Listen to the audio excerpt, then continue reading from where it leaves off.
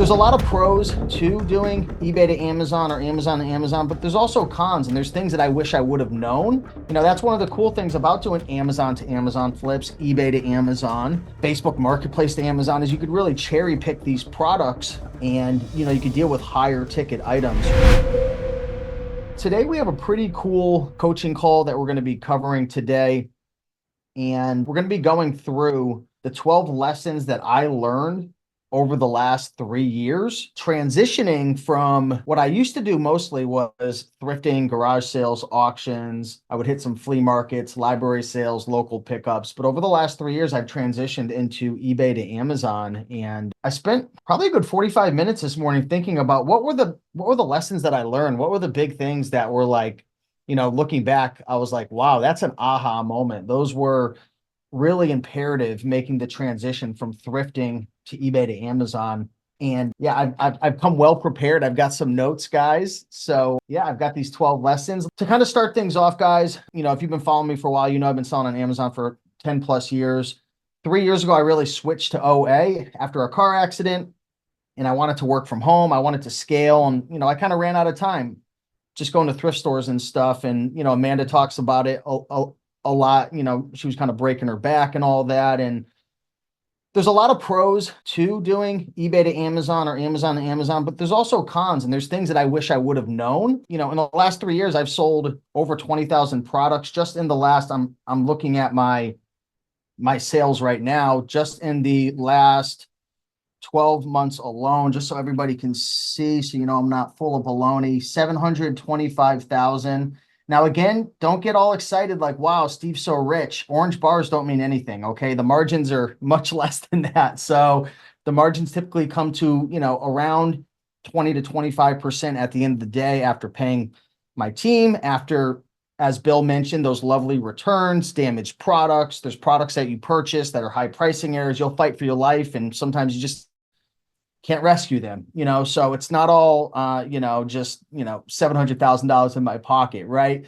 But in the last year alone, I've sold 9,899 products. So someone do the math on that. 725,000 divided by about 9,900 products. I think that comes to around $70 per sale, give or take. So I'm not quite on Bill's level at $125 per book, but that's the good thing about being in discussions like this. You got something to strive towards. Amanda, what's your average? I'm going to unmute you. What's your average price per sale nowadays? Because you came from just thrifting. I remember you were at like 10, 15 bucks a book. What are you at now for your average price per sale?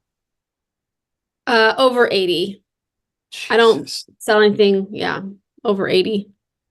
I've trained you guys too well. No, I'm just kidding. No, you guys have done it on your own. You guys have done it on your own. But that's awesome. I'm curious what Lorena, do you know what your average price per sale is? Because Lorena's really coming up recently, and you could comment it below, or I'll unmute you. Feel free to jump in when you want. But that's one of the cool things about doing Amazon to Amazon flips, eBay to Amazon, Facebook Marketplace to Amazon, is you could really cherry pick these products, and, you could deal with higher ticket items, which it's a lot easier to hit your goals if you're trying to do 10,000 a month, 20,000 a month, when you're dealing with higher ticket items versus, lower ticket.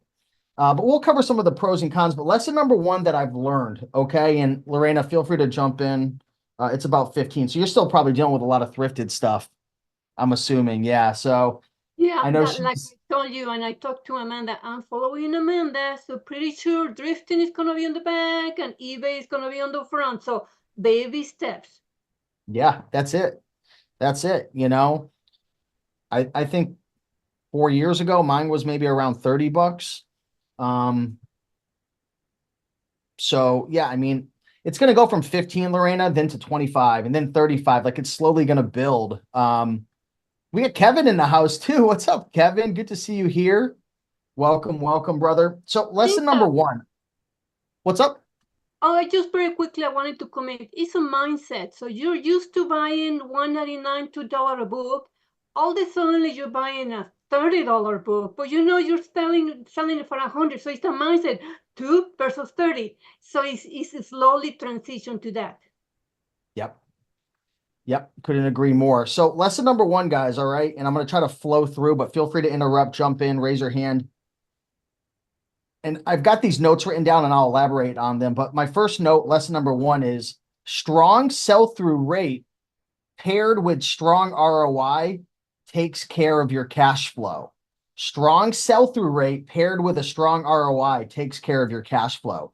Now, this was a lesson that I learned coming from the thrifting world. So the first year that I got into eBay to Amazon, I was only dealing with books and DVDs. And I was selling a lot of books and DVDs that were just taking a long time to sell. Okay. So if the sell-through rate, say for example, a book, if you look on Seller Amp or you look in Keepa, you can see who cares about the sales rank. But if you're looking at the monthly sales, maybe, and I know Joji Davenport does a lot of this, but you got to understand, he's been doing this for a long time. But if you have like a DVD or a book that only has one sale a month or two sales a month, that's kind of a low sell-through rate. Now, there's nothing wrong with that. You could flip items, and I still flip a lot of items that have a low sell-through rate. But if you have a low sell-through rate, which means it's not selling a ton, and a return on investment that's a little bit lower, you're going to run into cash flow issues.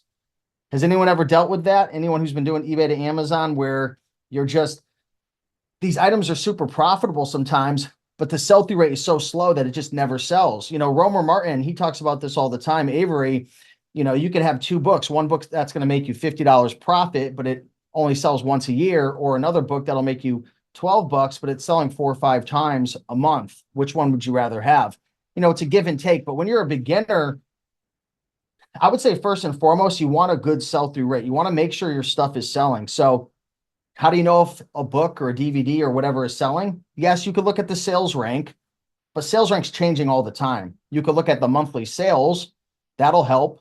You can also look at the number of sellers that are on the listing. So if there's a ton of sellers on the listing and there's more and more people coming on, a lot of times the price is either going to tank or you're not going to get the buy box. So really, you want to look at those two things, especially when you're new, making sure there's a good, strong sell-through rate and making sure your ROI is high enough. Matter of fact, in 2023, I was buying a lot of items that had like sometimes just a 25% ROI or a 30% ROI. And I'm like, whatever, like I could flip these things super fast. And I was selling them. But the problem is there's high pricing errors, there's returns, there's issues that come about. So you really want to get your ROI a bit higher. And I'm curious for folks watching now, leave a comment. What's your minimum ROI? For me now, 40%. I don't want to go less than 40%. Now, there are some exceptions to the rule where sometimes I'll do, 30% or 35%. I know Seth, he has a YouTube channel, Checkmate Flips. He doesn't do anything less than like 100% now. I don't know how he's doing that, to be honest. He's definitely on another level. He's been doing it longer than I have. But yeah, you've got to make sure that those are good, right? The sell-through rate and the ROI. If one or two of those gets a little whacked out, you're going to run into cash flow issues. And I'm curious, Amanda, what does that mean to you, cash flow issues? Because I know we talk about this all the time. What is a cash flow issue for folks? Because if you're coming from the thrifting world, you're spending $1 or $2. You're not really dealing with cash flow. Your cost of goods is so low. Why is cash flow such a big thing for you? Like, tell Lorena right now, because she's going to run into this. Everybody runs into this. Why is cash flow so important when you're getting into E to A or A to A? Because if you can't spend any, you don't have any, you can't spend, if you don't have any money to spend, you don't have the ability to buy inventory, and no inventory means no sales. So yeah, you just have to flip things easier and faster, I guess. Yeah, you've got to get more picky as you go on. You're going to get pickier and pickier with what you're willing to take. Anne Marie says, my mistake is I only have textbooks and my books are not selling as of yet. So if they're not selling, it might be because you're a new seller and maybe you're not winning the buy box. Maybe you're not pricing it correctly. Maybe you're not repricing it often enough, because a lot of times with textbooks, they're very competitive. So if you get a textbook that only has 3, 4, 5 sales a month, but there's 15 or 20 people on the listing, if you don't have a repricer set or you're not repricing often, you might not be winning that buy box. And if you're a newer seller, you're not going to be really winning the buy box as much as a newer seller, if not any. So that was a very important lesson for me. Be very, very careful. I would rather buy less inventory, but it has a good sell-through rate and a good ROI. Yeah, Amanda says quality over quantity versus just spending a ton of money. And this is lesson number 2. The more you spend, the more you make. I learned that I had to become comfortable, like Lorena was saying, it's the mindset. I had to become comfortable investing more into my business, but that comes with experience. You can't just become comfortable working out at the gym, speaking on a stage, spending money from on eBay to flip on Amazon or Amazon to Amazon without that experience. So the reality is, if you want to make more money, like the only difference between, I don't know where Kevin is. I don't know if Kevin's still doing like 7 to 10K a month. Is that where you still are? Somewhere in that range, or have you gone higher than that, Kevin? Last time I talked to you was around 7 to 10.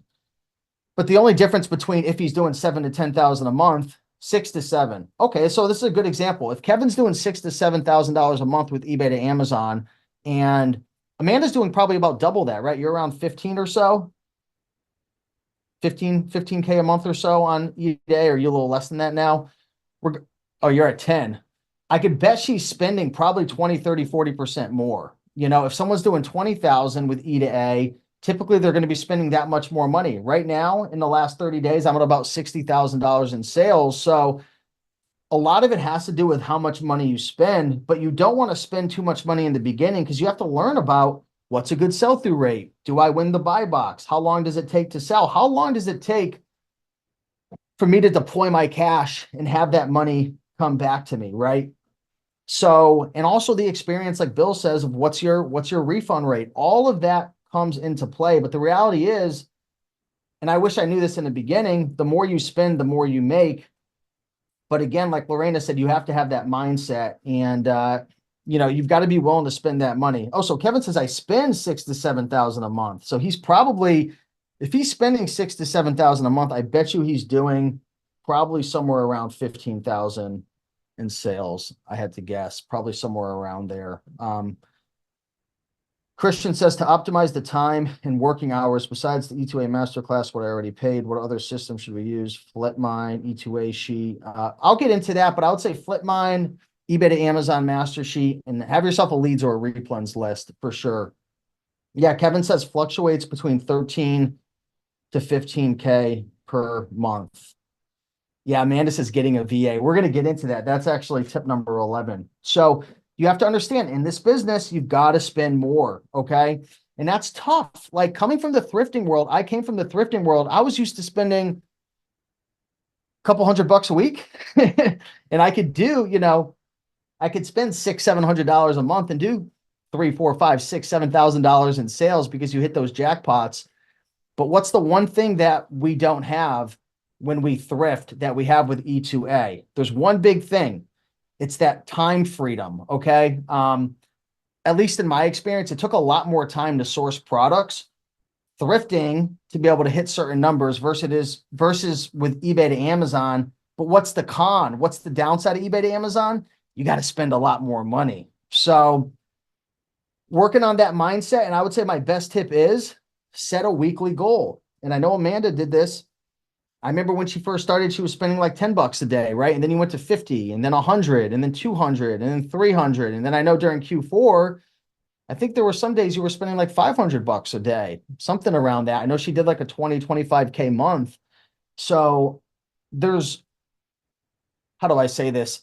There's levels of comfort that you're going to have to work through. Okay. So don't try to rush. Don't try to rush the process, because if you grow too quickly, you're going to run into problems. And I'm not saying Bill, who we were talking about earlier, Bill kind of grew so quickly, and I'm not saying that was a mistake, but he's making a really good decision now to chill out a little bit, because when you grow really quickly, you're going to start breaking all your systems. Your VAs or your sourcing is going to not be as good. You're going to make mistakes with your ROI, your sell-through rate. You're going to buy damaged items. You're going to consistently rebuy products that get returned all the time. You're going to consistently rebuy items that should have been flagged as a high pricing error, or just some products just seem to be a pain in the butt all the time. So that comes with experience. Tip number 3, since online arbitrage requires more capital, it's 10 times more important to prep, list, and ship your items, and I've got this in all caps, ASAP. You can't afford to be sitting on inventory for long periods of time since the cost of goods is so much more compared to thrifting. Okay, so as you start to spend more money, which over time, spending more money actually becomes one of the easiest things. If you're newer, you're probably thinking, oh, sourcing is the hardest part. Like, Lorena might be going through this possibly. I don't know. Like, how am I going to find all these items? Like, how the heck are these people spending so much money and sourcing so much? I'm telling you, over time, and Amanda would agree, isn't sourcing products the easiest part now in your business, I would say, compared to managing cash flow, maybe getting your prep center to ship, making sure you're sourcing the right items. Like, I mean, you and I, we talk all the time, like, sourcing starts to become easy. Yeah, and I feel like it gives you a lot of experience. Like you'll pull up a brand and you're like, oh, I know this brand has sent me multiple letters, so I'm gonna stay away. Or I've, encountered, a tanking on this one or whatever. Or this one, like for me, Netgear always gets returned. So I don't buy Netgear anymore. Even if the I numbers told you look about great. that. You kept buying them. I've experienced it myself. It sucks. But, it's just the experience you learn as you source is kind of invaluable. So that's my 2 cents. Yeah, I can't agree more. But if you're going to get into Amazon to Amazon without a prep center or eBay to Amazon without a prep center, you've got to get your stuff shipped out as soon as possible. Okay. So, when you buy your stuff, you're spending your hard-earned money. And this is one of the downsides to doing eBay to Amazon and Amazon to Amazon is when you spend your money and you buy something on eBay or Amazon, you have to buy it, spend your money. That money's out of your bank. Now you have to wait for them to ship it to you or your prep center. And then your prep center is going to take their sweet time and get it shipped out, hopefully quicker, or it's going to come to your house. You're going to have to unbox it, list it, prep it, ship it, send it to Amazon. And hopefully everybody now, if you're prepping stuff yourself, you should be using a software like GoToLister or, a software that helps you to be able to deal with the split shipments quickly because you want to get those items shipped out. I know some folks are not doing the split shipments and they're just paying extra and having it all shipped to one place. Some people say it checks in quickly. Others say it takes a long time, but supposedly the split shipments, the more split shipments you have, which is a pain in the butt, it should get checked in easier, but it seems like right now, and I'm sure, maybe you guys could leave a comment. Have you found that splitting items up even more gets it checked in quicker?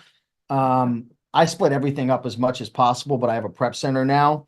When I didn't have a prep center, I just sent everything in one box and paid the extra like an idiot, but maybe I wasn't an idiot because things checked in pretty quick.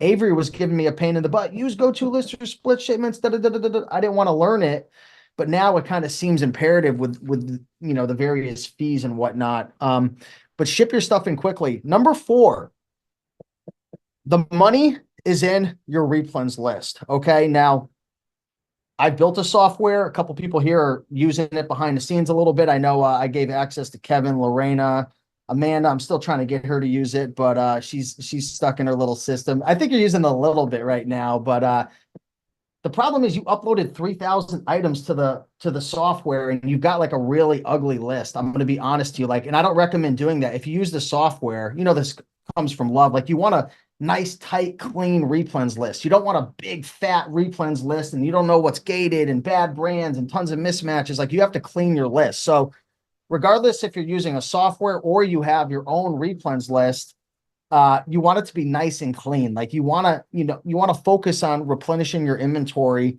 that you're selling all the time. And the truth is, you have a competitive advantage in the marketplace on Amazon when you already have real life data about selling an item. Like maybe Lorena's thinking about purchasing a specific DVD that costs $30 on eBay, and maybe it sells for 60, 65 bucks. But she's looking at the Keepa data and it's like, like it looks good. I see the potential. I don't know how long it's going to take to sell. Like she's never sold it before. But what if I've sold that DVD 5 times and I know just based on because I could look at my custom SKUs when I bought it, when I sold it, I can look back at all my data and I can see this typically sells every 2 to 4 weeks. I'm going to make that much faster of a decision on either flip mine or on my replens list to purchase that item because I have real life data. Yeah, I want to look at Keepa. Yeah, I want to take a look at Seller Amp, and I want to see, is there an increase in sellers? Is there a decrease in sellers? Is the price, why somebody have Warner Fields looking like a pothead on one of the, that's a pretty funny picture right there, on one of the avatars. I feel so used books. So you're the guy. I see that in some of the YouTube videos. That's funny. I actually shout out Warner Profit in this in later on, but I can't say it enough. Let me know in the comments below. Do you guys have a replens list? I'm curious, Bruce, do you have a replens list? Do you have a Google document, or, because I know you sell a lot of books and stuff. I know you're doing a lot of A to A and whatnot. Do you have a document with all of your books that you flipped and you're on the lookout for them all the time, or are you just using BookMine? Let me, hold on. Can you hear me? Yes, Steve. Oh, was I muted? Because my personal trainer was calling, so I didn't know if it muted me. I'm sorry. I saw you waving your hands, Amanda, so I didn't know if I did something wrong or if my mic wasn't working. But I'm curious. Yeah, okay. So Bruce has an Excel spreadsheet. Oh, take care, Amanda. She was waving by. You got to have a replens list. You've got to have a replens list. It's very, very important. Who doesn't have a replens list here? I'm curious. Drop a comment down below. Put a 1 if you don't have a replens list. You sent me the replens, haven't loaded it. Yeah, okay, cool. Okay, Anne Marie, you don't have one. If you're thrifting and stuff, you don't really need one. But when you get into eBay to Amazon or Amazon to Amazon, you want to have one. You want to source those items on a regular basis. So I'm actually curious. I want to ask Bill. How are you sourcing most of your inventory now, Bill? Are you using BookMine, or are you doing Amazon or eBay? What are you doing nowadays? And are you using a replens list or what? Yeah, we have our replens list is really small. There's probably what 30 items that are on that. It's just the nature of the business that we're doing. But we do have some, and so that list I have on a spreadsheet in Google Docs or Excel. I'm sourcing. Majority is still eBay to Amazon. I've been pushing them to move more to BookMine. They are doing sourcing on BookMine. Our focus this week is going to be towards high school sourcing. That was our meeting today, and taking care of that. And then we're also starting to look at back to school sourcing wise. So we really use both, and then a little bit on Keep a Deals. We utilize that as well. So you sell a lot of different types of books, essentially. So if you were to look back at your Amazon sales over the last year, how many different ASINs how many different ASINs do you think you sold? Like 600 different books, 800 different books? Oh, I would say it's probably 3,000, 3,500. Dude, you should send me a message behind the scenes. And have you checked out my new software that I built? I reached out to a couple of people behind the scenes. Have I sent you any information? I didn't see it till like almost 24 hours after you posted. So there was quite a few people in front of me. I did respond. Yeah, send me a DM if you could after this, because I'd love to. You have such a large list. So essentially what the software is that I built is have your VA go into your Amazon sales and download all the ASINs. All you need is a massive list of ASINs. So take all 3,000 of those books, and what you could do is upload that CSV to the software. And now your whole entire replens list is going to be on the software that we built. And it's going to be searching eBay to Amazon all day long. So it's essentially like Flipmine, but with Flipmine, you're having to constantly go through and search everything, which Flipmine's great. I'm going to be playing very nice with Flipmine. I think Flipmine and what I built, they're going to go hand in hand really well. And I think there's a lot of benefits to Flipmine right now over what I built. There's pros and cons, but dude, you should definitely check it out, man. And just upload your whole entire inventory to it. And I'd be very curious. Since you have VAs, I think they would have like a good deal. I definitely want to try it out. Yeah, there's pros and cons, man. Give you feedback on it and all that. Yeah. Yeah. But again, not to pitch anything right here, because it's not even available like openly to everyone, but I think you would benefit from it since you have such a massive replens list. Okay, number 5, at scale. it's imperative to have a system to organize your eBay to Amazon business. Okay. So I personally use the eBay to Amazon master sheet. It's a software that I built. It organizes everything. It's essentially a software that runs on a Google Sheet. So every time I purchase something on eBay, it pulls all the data to the spreadsheet. And if you're listing items from home, you could scan it into the system. You could scan the barcode of all your products. You could see exactly what's in the box before you even open it up. You guys should just Google it, E2A Master Sheet. I wouldn't really recommend it if you're just buying a couple items per day, because you could just use your own system and your own spreadsheet. And, you know, I think when you're new and if you're not really selling a lot of stuff and buying a lot of stuff, you want to keep your costs down as much as possible. Like even the Replin software that I built, it's like if you're brand spanking new, I would just stick with FlipMine and, you know, or I would just handpick items from eBay or so on and so forth. But regardless, the point I want to make here is not to pitch the E2A master sheet, but you have to have a system. Like at the very least, you need to have a spreadsheet with all the items that you're purchasing, and you need to know, have they checked in? You need to know who you're buying it from. Is it the right item? Is it the right condition? Because I tell you right now, a couple of years ago, my life was a nightmare. I was sometimes having 40, 50 items show up to my house. And eBay sellers, they'll send you the wrong item. They'll send you damaged items. They'll send you a DVD and a book, and then you get it and you open it and you're like, what the heck is this thing? Like, did I buy the book? Did I buy the DVD? Especially if you have VA sourcing, you need to know what VA purchased it. You need to track what you paid for it. You should have your team, or at least yourself, tracking what's the ROI and profit on it, because as you grow and scale, these issues don't seem like a big deal when you're smaller. But if you want to get to, and I recommend everybody gets to 10 to 20K with eBay to Amazon. And it seems like a lot, but it's really not. But you're not going to make much money only selling less than $10,000 a month. Like if you only do 5 to 10K a month in sales, it sounds like a lot of money, but after reinvesting back in the business and the softwares and the fees and all that, there's really not a lot of meat left on the bone. So one of the things I wish I knew earlier on, and I learned it quite quickly, is, you know, if you're going to do eBay to Amazon, with the increase of cost of goods and whatnot, like you really do have to get your sales up. You really want to get to the point where you're doing, you know, $15,000, $20,000, $25,000 a month. And again, it sounds like a lot, but, you know, even at, let's just say, for example, even at 25,000 a month, and I know not everyone's gonna be able to do this off the bat because you need to build up your capital, but, you know, if you're doing $25,000 a month in sales and your average selling price is 75, which if you're new and you're going to be like, that's impossible. It's not. Like there's a lot of those opportunities. That's only 333 items per month that you have to sell at that price to get to a $25,000 a month. And if you divide that by 30, it's like 10 or 11 items that you have to sell per day. So again, you know, the hardest part is going to be building up your capital to obviously, you know, be spending, because if you're going to want to do $25,000 a month in sales, depending on if you're sourcing books, like books, you could spend less money because the ROI is a lot higher with books.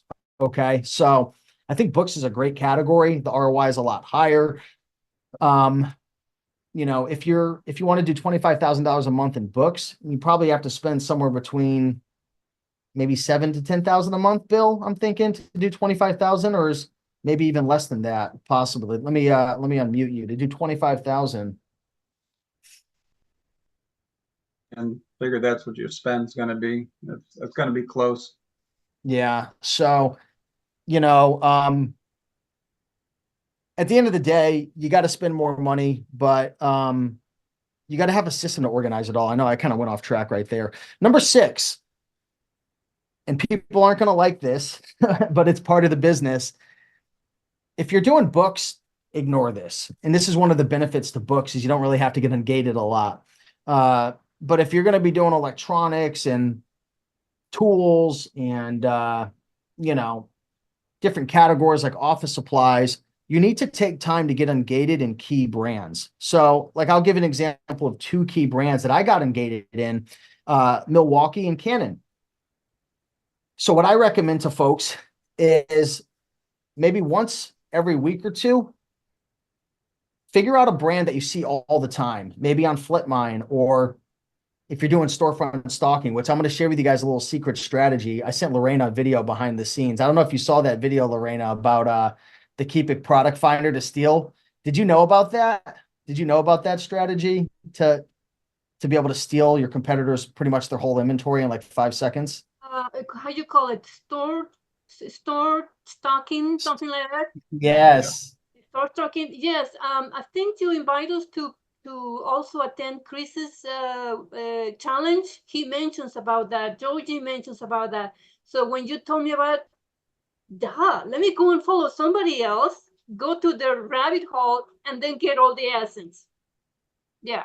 But most people do it wrong. They'll storefront stalk with SellerAmp and see all their products. But the cool thing is, you could literally go into Keepa, download their whole entire list of ASINs, and then the cool thing is about the software I built, you could just upload it to the software and boom, it's tracking it. So that's kind of like a new little feature that we've built out. But I don't want to get sidetracked. We'll talk about that. Take time to get ungated, guys. It sucks. It's painful. You're typically not going to make money. It is a waste of time in the short term to get ungated in Milwaukee and Etsy and Canon and DeWalt and these different brands.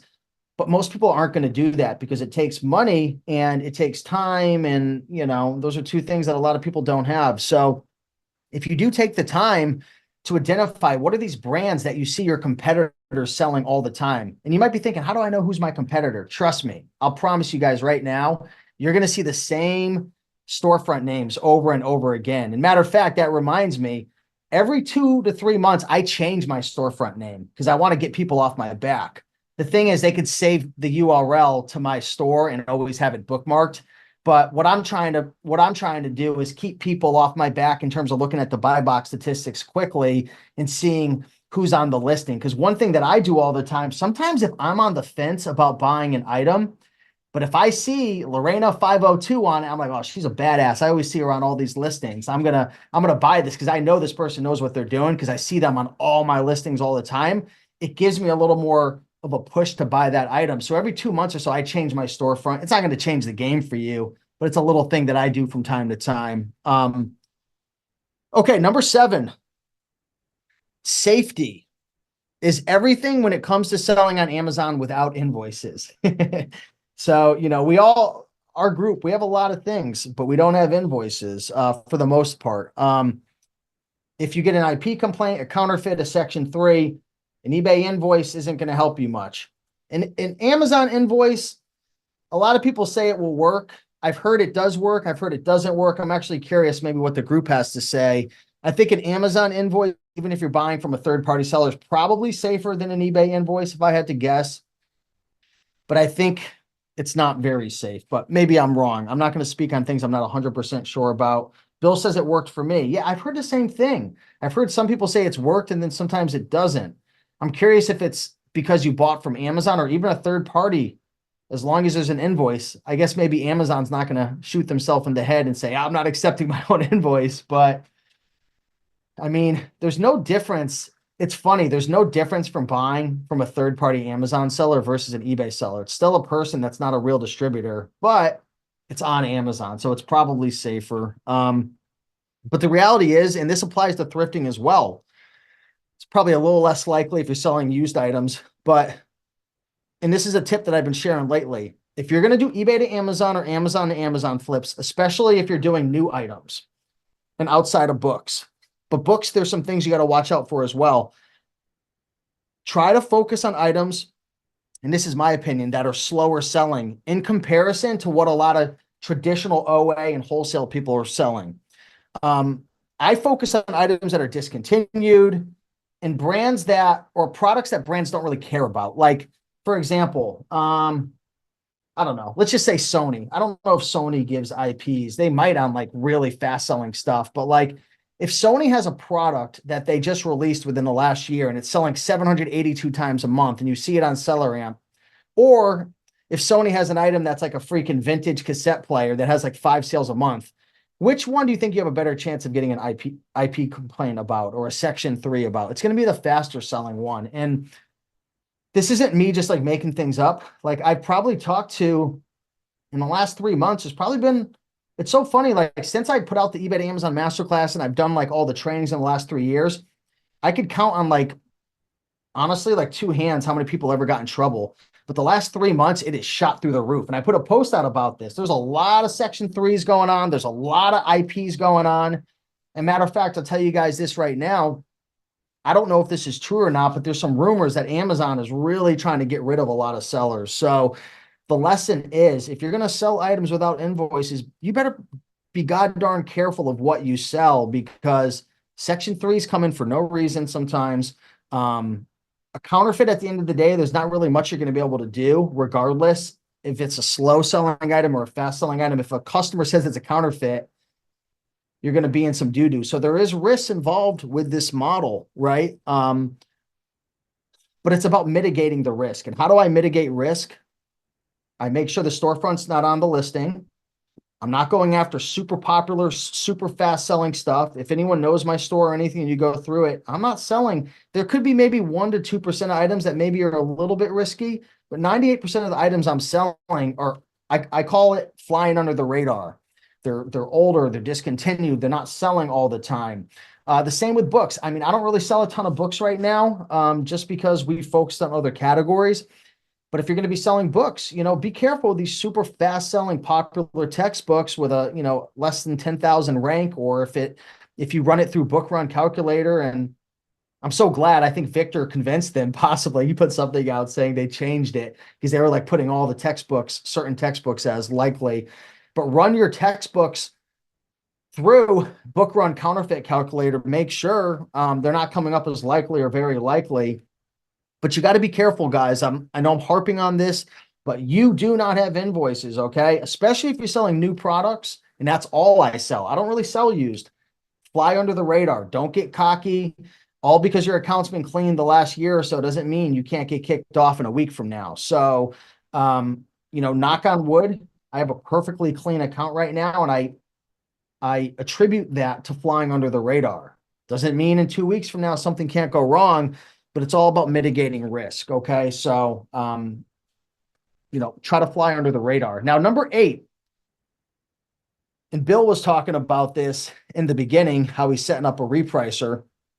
I want to shout out Fields of Profit. It's so funny. We got the used book guy with Fields of Profit avatar looking like a zombie, but having a repricer is a game changer. Okay. Now, if you're brand spanking new and you've only sold a couple $100, I wouldn't worry about a repricer. I wouldn't worry about getting my replens software or master sheet FlipMine. I think FlipMine's good for everybody if you're just getting started, because it's really easy to source. And like, you're not going to have a replens list in the beginning. So you need to kind of find products. But I'll tell you, once you get 300, 400, 500 items in your store, and you've got quality inventory and you're raising your average selling price, and maybe you're finding yourself very busy, like Bill, managing his team, or listing and prepping and shipping, having that repricer. I remember I watched a video from Fields of Profit, and he said, the first month you get yourself a good repricer and you really set it up the right way. I use Be Cool. Maybe you're going to use, what are the other ones? Aura or Channel Max. There's a bunch of them out there, right? I use Be Cool. He says that first month you get it set up, and if you set up the right way and you have a good amount of inventory and quality inventory, you're going to have the best sales month of your life.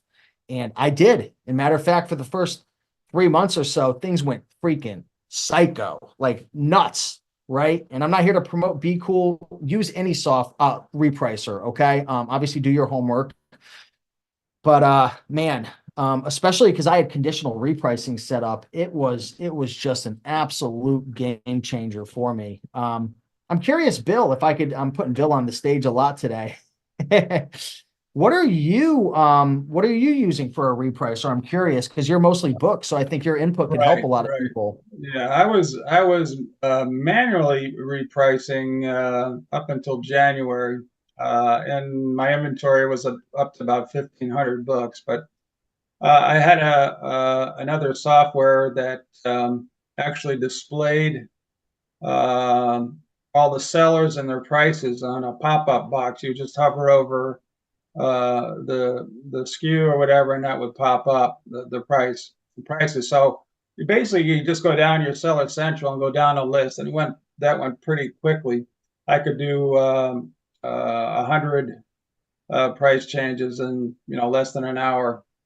So I do it over a couple days and be done with it. But, it's kind of gotten to a level that it was, impossible. Plus, I said, you know what, other than that one thing from this company, I'm spending a lot of money and I'm just using this one thing. And I said, I'll look for a similar thing somewhere else or get a repricer. So anyway, I went to Be Cool as well.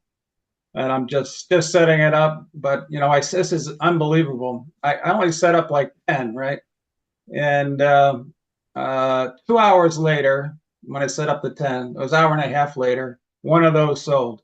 An hour and a half. And now it's been sitting there as a book. I happen to know I had several copies, and it's a book that I know is a little bit of a problem for me price-wise. So it's a little bit in the lower. Beforehand, it was a little bit less, but it sold for more money in an hour and a half. And I said, well, I don't know. We don't need much more proof than that.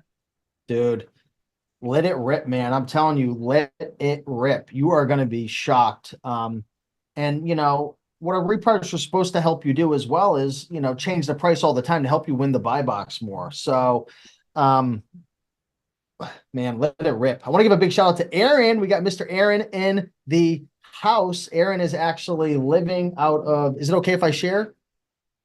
You're a little bit about, yeah, he's, him and his family and his 12 dogs, are living in a RV, traveling and doing eBay to Amazon. And I think are you holding the 50K months right now? Are you still holding that number? Yeah, pretty close. But had some transition in prep center, so dipped down a little bit this month, but it's still over 40 though. Aaron's been going through freaking prep center hell over the last 3 months. But are you good now? Are you situated? Like you found a good one? Yeah, still trying to get out of my old one. Trying to get them to send in the inventory they still have. But yeah, the new prep center is far and above better than anything I've had so far. Yeah, it's like a relationship, man. They're easy to get in, but hard to get out of. No, just kidding. But no. All jokes aside, be very careful. It's I do real estate, and the thing that everyone always warned me is get a good management company, right? Because you can get the best tenants and whatnot, but if you have a terrible management company, your life is going to go to what. And it's the same with a prep center. So matter of fact, it's probably somewhat similar to a repricer as well. You want to make sure you get a good repricer and set it up the right way. So, hey, Aaron, good to see you here, brother. I'm happy to have you here. I want to touch on, and thanks for your input, by the way, Bill. I want to touch on lesson number 9, okay? And again, Bill talked about this earlier. You can tell he's actually doing this because he's going through these same mistakes that a lot of us go through. And I'm sure Aaron is going through this as well. You've got to keep an eye on your returns. It's so easy to spend money. And right now, you're not going to believe me. It's not easy to find deals like on eBay and Amazon and all this stuff. Trust me, it gets really easy after a while. It's really easy to spend your money and use your credit card and buy items, but you have to make sure that you're keeping an eye on the items you're selling. You have to go into your FBA return reports, and there's some pretty cool reports that will share with you the categories that are causing the most issues, the brands, the ASINs. If you're using Seller Board, I think it really dials down into the specifics of what ASINs and products are being problematic. But I'll tell you right now, if your return rate starts to get out of whack, you're going to find your profit or your cash flow, what you're actually able to pay yourself after buying inventory and reinvesting in softwares and VAs, it's going to really shrivel up if your returns get out of whack. So you've got to pay very close attention to this of what you're selling and what are being returned. Now, if it's books, a lot of booksellers, they're selling a lot of one-offs. Like Bill said, he has 3,500 sales and he has a replens list, you said, of what, like 35 items that you're really trying to go after all the time, which means he's selling a lot of, it's not the shotgun approach, but he's selling a lot of random stuff. In my business, it's much different. So in Bill's business, he has 1,500 inventory. Right now, I think I have like 350 in my inventory because I'm going after multiple quantities. I'm replenishing, a lot of these tools and electronics and office supplies that I'm going after. And there's pros and cons. I think one of the benefits to what Bill is doing is, you don't really have to worry too much, I would say, on probably like a per ASIN basis. Whereas in my business, I have to, because, if I find out that these Milwaukee drill bits are causing chaos, or like Netgear routers. I stopped selling those things because those things were a nightmare. They just kept getting returned over and over and over again. Like my return rate on average, this was like 5 months ago, it was like 6 to 7%. I think now it's maybe closer to like 8%. It's gone up a little bit. That was my refund rate somewhere in there, but like Netgear was up at like 18%. And I was like, okay, this is a problem. So, and you have to remember too, and this sucks about Amazon, when when a customer receives that brand new Netgear item or their used book, they get it, maybe they enjoy the product and return it. You have to pay for the return shipping, right? For the most part, unless they hit a button that they shouldn't, right? Am I right about that? You're typically paying the return shipping, from my understanding. And then if it gets back to the Amazon warehouse, if it's in good shape, they'll put it back in your inventory. But guess what? If it's damaged or it comes up as stranded for whatever reason, you're going to either have to A, liquidate that item and get a couple pennies, B, pay to get it shipped back to yourself, or C, pay for them to destroy that item. So returns don't just hurt because it's a return and then you're hurting your cash flow, but you're also putting a bigger dent in the expense overall. So, you got to pay attention to your returns. I turned off my return notifications so I don't get the emails all the time, but you better believe we're going in and we're looking, at least every couple months to see if there's anything that's really causing a problem, and kind of doing that. Okay. Number 10. Oh, I already mentioned this, and I'll recap it. You really got to get to 10 to 20K a month doing this model to start to pay yourself anything. Just because like you're going to be reinvesting a lot of money into products. If you're doing books, it's less because the margins are so much higher. But at the same time, typically books are going to sell a lot slower than tools and electronics and office supplies. DVDs are somewhat slower as well. But there's pros and cons. There's definitely pros and cons to books versus other products. I think both have great benefits.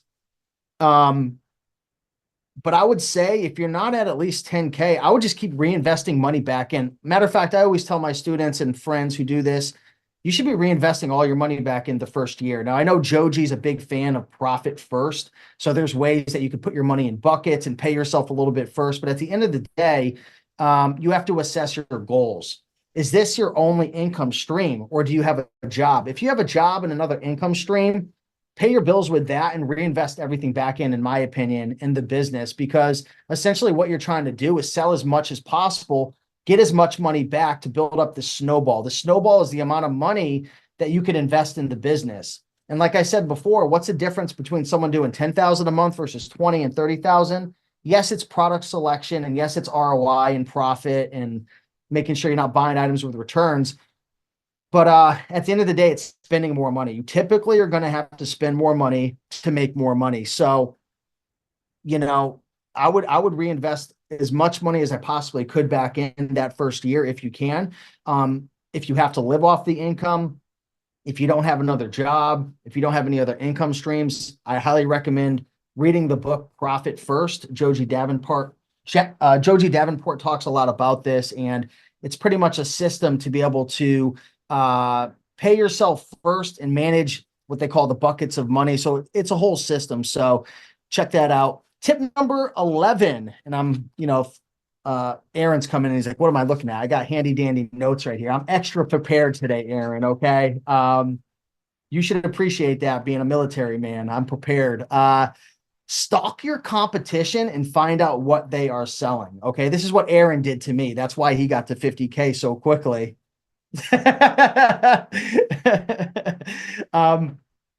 But stalk your competition. Okay. Over time, you're going to notice specific names that you see over and over again. If you're in the board game business, right, and you're selling a ton of board games, you're going to see 4, 5, 6 people that are always selling board games. There's this guy, what's his name? It's like Achilles something. He's always on all the DVD listings that I'm on. I recognize that guy all the time. With tools and electronics, I mean, I bump into a lot of these people, and then I find out because I'll like do some digging sometime, and I'm like, oh, that's Seth. Oh, that's Aaron. And I'm like, oh, okay, I'll make sure when I do a tutorial video to keep them out of it.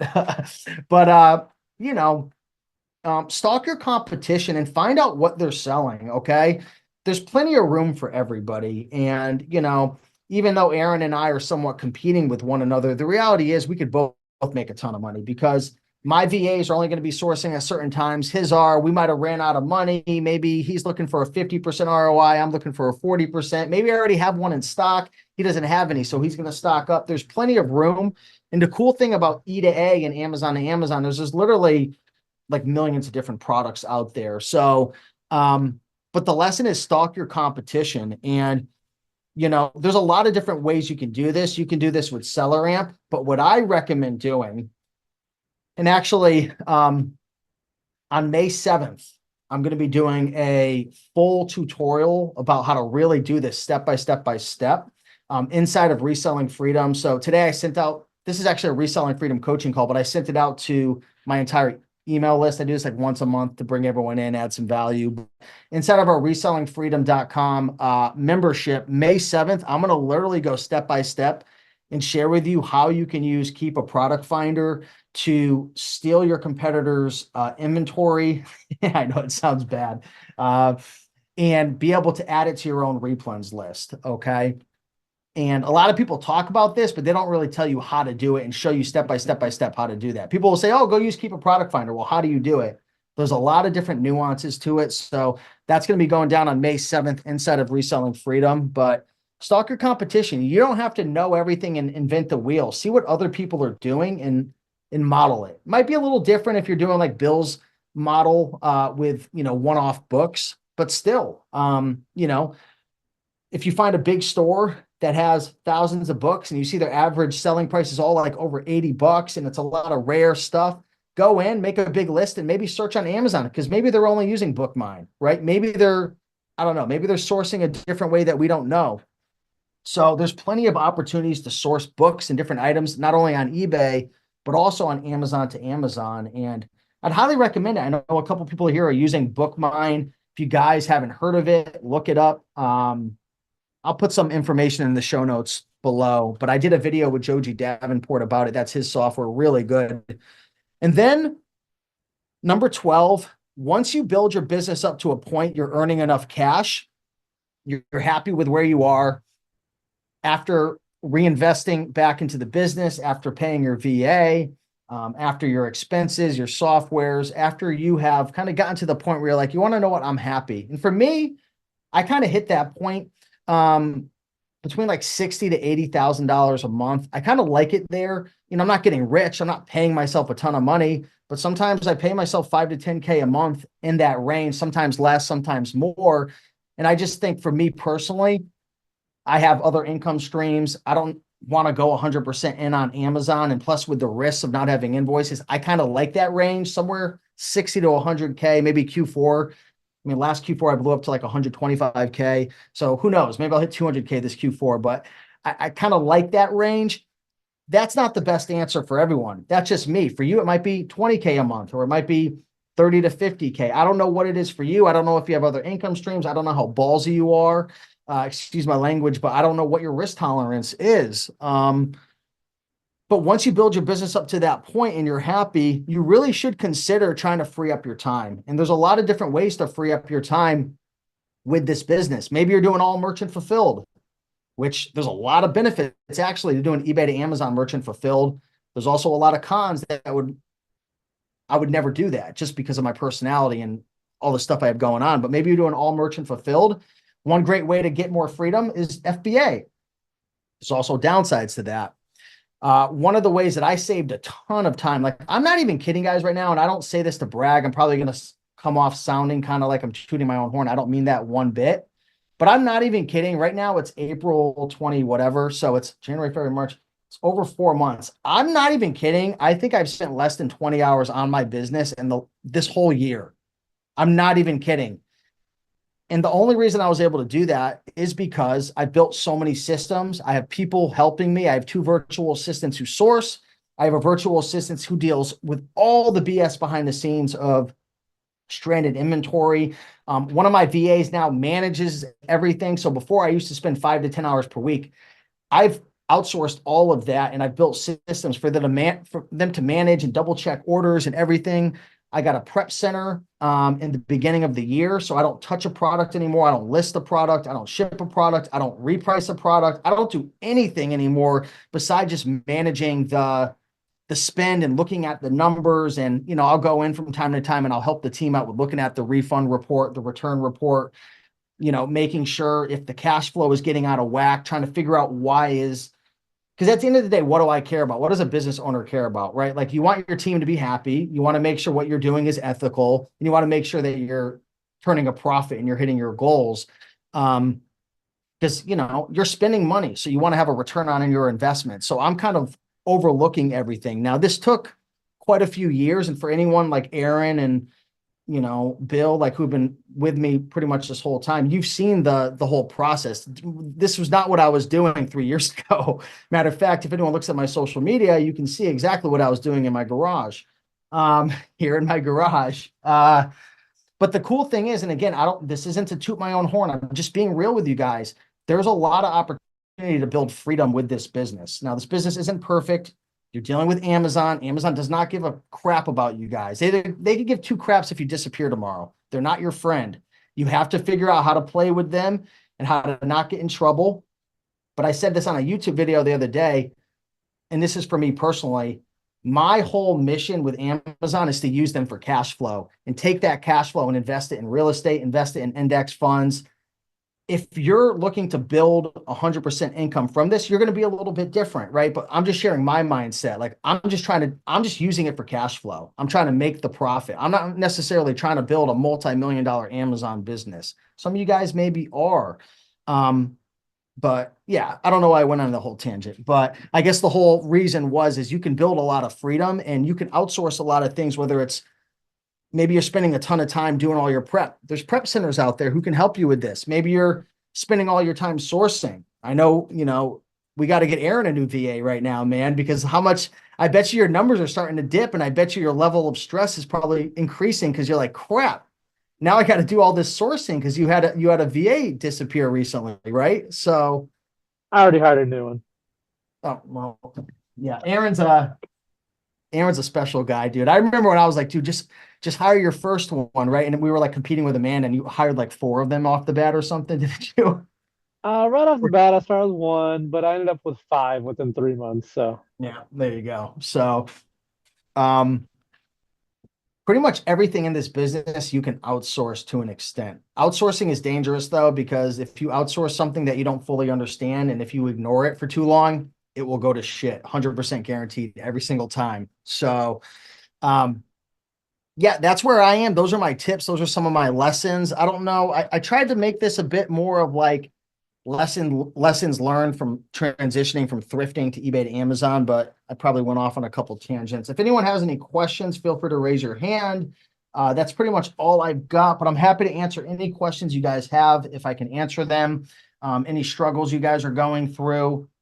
If there's anything I could help you guys out with, feel free to drop a comment or raise your hand, and I'm happy to bring you on if you have any questions. But I'm excited to see your guys' journeys unfold for sure. Let me bring on Judith right now. What's up, Judith? Steve, thank you for this very much. Just you mentioned a Welcome. master sheet. Could you just give a little information what you were this was fast. You went and I was taking notes. And what do you mean by a master sheet in what area? Yeah, gotcha. Yeah, so I mean, you could look at a master sheet in 2 different ways. Like overall, what a master sheet is like, for example, it's a spreadsheet that keeps your whole entire business organized. So everything you purchase should be on there. What your ROI, what your profit is, like the tracking number. So if you're buying items on eBay, sometimes they'll never show up at your house. They might send you the wrong item. Like it's a place to pretty much organize your whole entire business. So you could do this manually. And the reason I skimmed over it is because I hate, like, I'm a good salesman, but I don't like pitching my own products. It always weirds me out. I have a product that I've created. It's called the E2A Master Sheet. It's full of automations. It makes everything literally 100 times easier, especially if you're doing everything yourself. If you have a prep center, there's still some value there. But I could send you over a link. You could see the sales page. You could see everything that this does. But regardless, at the end of the day, you want to have a spreadsheet to keep everything organized, Judith, to make sure you know, like, how much have you spent today? What did you buy? What are all the tracking numbers? What was the ROI and the profit? Because then you can look back in time and see how you did when things show up at your door. Like with the master sheet that I built, it's got an automation built in. So say you have a package that shows up at your house, right? Like a UPS package. I could scan the barcode. It'll go into my spreadsheet automatically. It'll highlight it yellow, which means it was checked in. It'll pull up a picture of the item, what I paid, how much I purchased it for, my team, my ROI, my profit. Like I spent $25,000 to build this thing because my life was hell, but I was at like a crazy scale. Like I was only doing DVDs. I was buying 1,500 items a month. My life was a nightmare. So I hired a developer and built this whole thing out. It's crazy. Thank you. That's amazing. Is this only for eBay to eBay to Amazon? Amazon. Yeah. Okay, thank you for giving. That's amazing. Yeah. Thank you. Yeah. Appreciate I just that. didn't want to pitch it, on a coaching call, but since you asked. Yeah. So now everybody Yeah. knows. Okay, got Yeah. to pitch. Thank you for an excellent explanation. Yep. Very much. Thank you. Yep. Thanks, Judith. Jeff says, will there be a replay of this? Yes, there will be. This was a coaching call it's going to have a replay inside of Reselling Freedom. So if you guys don't know what that is, it's our membership site. We have like 10 coaches in there. We have calls like 3 to 6 times a week. A lot of stuff in there. Maybe what I'll do is just have my team edit this and put it on YouTube as well. But I'll get a replay. If you need a replay, if it doesn't show up just email us at support@rakeandprofit.com. We'll send you a replay if you want it. Anne Marie says, send an email to update my master sheet. Okay. Hey, Tony, can you take a screenshot of Anne Marie's email? Let's get her linked up so we can fix her master sheet.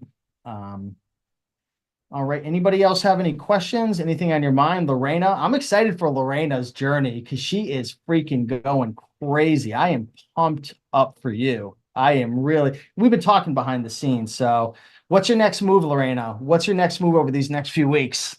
Well, I practically spent about 5 hours on the replaying catcher. So like you say, I went to product, who's a big seller, get all the answers and upload. Of course, I'm on the trial with 500 maximum. So I have about 278 right now. And understanding how the software works, kind of every morning I see, oh, there's more offers. And then I decide, business decision, do I buy it, do I not buy it, do I exclude it or delete it right away? So I went through 278 products where I used to be one by one, Amazon, go here. And I know this is not so, but my goal is get more comfortable, and that's why I mentioned the mindset, more comfortable or investing more on a product that has a higher ROI than buying a lot of products that have low ROI. So I bought 6 products yesterday with a higher, my average purchase price was $24, which I was going to the thrift store and buying 80 books with low ROI type of thing. So that's in the next week. Okay, how can I buy less but have better profit? Yep. I love it. And like you said before, it's a mindset shift. Just be careful when you start transitioning to spending more money and you're used to spending $1.24. Really take a look at, are you selling mostly used or new items? Well, I'm starting new because I'm following you. So the replan list that you send me is new. If you send me 2 new items, that must be okay. Let's go into new then. Just be careful. You really want to pay attention to the number of sellers on the listing. So if you look at Keepa and there's typically like 5 or 6, but then all of a sudden, like, say it's selling for 60 and it historically is selling for 60, but if the number of offers was normally at 5, but now it's at 12, that thing's going to be coming down in price very soon for the most part. So like, I tell this to my team, you want to purchase like a paranoid person. Like you always want to be looking for this is how I teach. Maybe others do it differently, but you don't want to be looking at like, oh, everything's so great and it's going to sell. Typically things never for me, like sell perfectly. Like sometimes it'll go down in price, maybe it'll go up, maybe something will like you always want to be paranoid, like paranoid about the history of the item, like what's the history of the price. You want to be paranoid about IP complaints. You want to be paranoid about you know, how many monthly sales does it have? Who cares? Sales rank, in my opinion, is one of the stupidest things ever invented. I think it's cool, and I think it's cool on the apps, but sales rank doesn't tell you. Sales rank is good for like really hot selling stuff because the rank's not going to change as much, but especially with like books and DVDs and slower selling items, rank doesn't mean anything, in my opinion. I want to know the monthly sales. I want to know the number of sellers on the listing. I want to look at the historical data. So I think what BookMine did is like super innovative. Anyone who's using BookMine, the way that they like just built out their software, it really inspired me. I told Joji I might be copying a few ideas. I'll credit you. But yeah, that guy is so smart.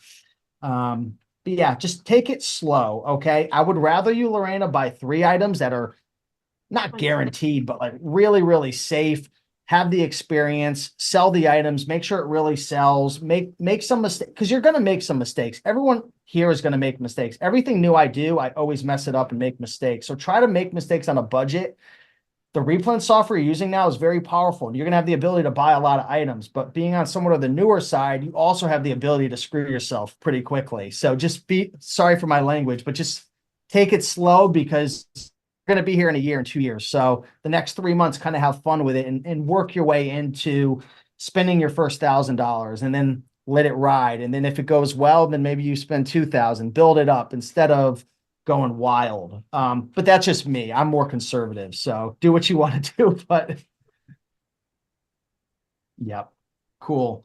IP is good about half the time. Is there a list or a better database of products to definitely stay away from? So I feel so used books. I love your name. I have to mention it again.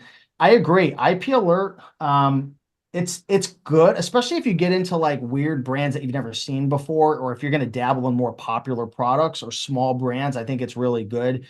The best thing that you can possibly do to avoid IP complaints is actually 100% free. And that's looking at Keepa, looking at the number of sellers that has been on the listing historically, looking for sharp declines in the number of sellers, which could indicate that it was an IP complaint, making sure the storefront isn't on the listing.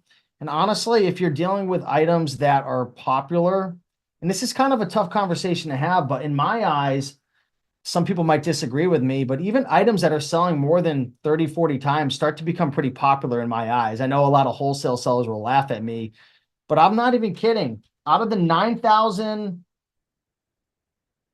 oh, I just sold an item while on this call. Out of the 9,900 items I've sold in the last year, exactly, for 726,000, actually on the dot.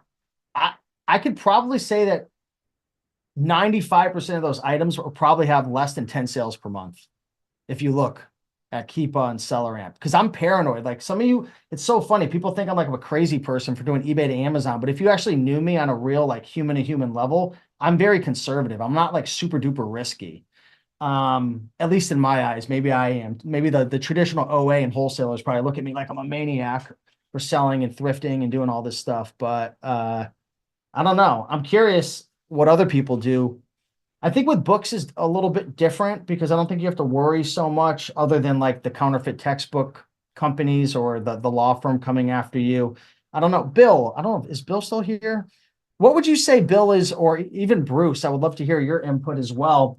What do you think the average monthly sales are for the books that you guys sell? Like, is it selling once a month, 3 times a month? I bet you it's less than 10. Yeah, let me just jump in here. First off, in your conversation earlier about rate of sale, one of the things I look at, which is in Seller Central, is the week's supply. And the week's supply, from that, you can calculate your inventory turnover. And I try to do 13 weeks supply on my total inventory. So you can, and that's updated every day. So you can have a sense and a feel of how your inventory is doing. And you just take those weeks and divide it into 52, and that tells you how many times you turn your inventory. So I try to do 13 weeks supply. And if you're not hitting that, there's things that maybe you're just priced not accurately enough, maybe too high. Maybe it's the things you're picking out to buy or whatever. But it's a real quick daily report card on your inventory performance, and 4-time turn is pretty good in almost every business's book. So, I mean, every business's period. So that's just a sidebar. Yeah, appreciate it. Yeah. And the question was on books. What was the question again? It was what's your average if you were to open up the items, like if you went through your Amazon sales and looked at your last 50 orders, Yep. and you pulled it up on Seller Amp or you looked on Keepo where it tells you, like, again, who cares about the rank because the rank's always changing, but what do you think the average monthly sales are for the products you're selling? Like, is it selling 5 times a month, 8 times a month, 52 times a month? I'm most of mine are like ones. Exactly. That's really it. I have just a couple. I mean, like I said, I have a replan list of about 30 or so. And I have those set up as alerts on eBay. And I'm looking at those all the time. But that's it. Everything else is onesies. Yeah. What about yourself, Bruce, if you don't mind sharing it? Same boat as Bill, kind of longer tail things, 1 to 2 to 3 times a month. Well, the book I sell for the most profit right now sells 43 a month, but it's a limited inventory because it's a boutique publisher, so it's getting very hard to find them anymore.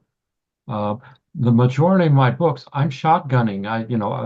I'm doing trades, basically supply. I bought 16,000 books from a guy out of his storage shed, and I've been chewing my way through those for the last several months. But those are all shotgun. I'm selling one of each. So I don't even know. They're probably all more than 10 per month, but I don't really know for sure. I haven't actually looked at that metric.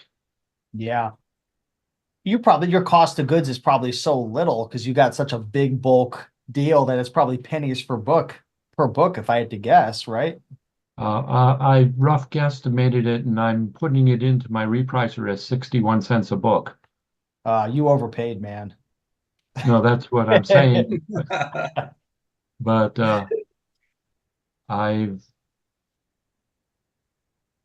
Yeah. Yeah. Well, man, the lesson is, I'm not the sure lesson. what my return or the turnover rate on these books are. Gotcha. But the thing is, like, you really don't even have to worry about it so much because you got these books for dirt cheap. What you have to be worried about is making sure you're FBA or FBM. Mostly FBA, some FBM. Yeah. So your biggest worry is sending in books that never sell because that's going to cost you a lot of money. Like, this is one good thing for everyone to keep in mind. Don't send everything that you have to FBA because I see so many beginners getting screwed with they either have to quit Amazon altogether and leave them with a big bill or pay $3,000, $4,000, $5,000 because they send in 2,000 books. And then what's Amazon going to charge you to get all those books back? Because you're going to be hitting up with long-term storage fees. It's going to cost you $5,000 to get them out of your inventory probably, right? So Yeah, right. In fact, my current project is to trim out the overaged books that I have because I have about 170 books that are over 180 or over 270 days. So I'm slowly going through those and looking to see if there's any profit left in them and that I can convert to FBM. If there are, I'll send them home, but I'm just liquidating the rest. Yep. I'll tell you, probably, like I mentioned earlier, the last 3 years, like very few people I was seeing getting suspended and in trouble. And people used to always say, like, oh, doing Amazon to Amazon, eBay to Amazon, all that stuff, so risky, thrifting. But I never really saw many issues. But really, the last 3 months, there has been a lot more people getting in trouble. And the number one thing that I see for these people getting in trouble with IP complaints and Section 3s is they're selling really popular stuff. Really popular stuff. There was a guy this was a while ago. I don't know if you remember this post in the eBay to Amazon masterclass. There was a guy who like got kicked off, and he like, I don't understand why. And he like shared the 3 links to his DVDs, and they were all like 500 rank in DVD. I'm like, dude, you're gonna get kicked off in 2 seconds. Or you see people selling textbooks and they're not running it through Book Run, or they're selling these weird little one-off smaller company brands, but the brand's selling 800 times a month and they're the only one on the listing, and they jump on and they're like, why do I get a Section 3 or an IP complaint? And you know, it's just, you gotta be careful. You know, you gotta be very, very careful, especially if you have virtual assistants. You need to, I hate to say it this way, but you have to let them know your job is on the line if you buy these items that are going to get us in trouble, because your job's only here if we have an Amazon account. So treat your VAs really good. I do. I give them a lot of bonuses, but I also put the fear of, you know what, in them to let them know, you know, if you buy the wrong item, I mean, it's just how it is on Amazon without invoices. So if you're going to play in this game, be prepared if you do something stupid to get punished. Amazon will shoot first and ask questions later. I don't know if anyone would ever disagree with me about that, but so yeah, guys, I think that's about it. We're running about an hour and a half in. It was a lot of fun. I want to thank everybody for coming, hanging out. I'll see if I can get this replay up and going. And yeah, thanks everyone for coming and hanging out. It was a lot of fun. And have yourselves a beautiful rest of the week. All right. Thanks, everybody.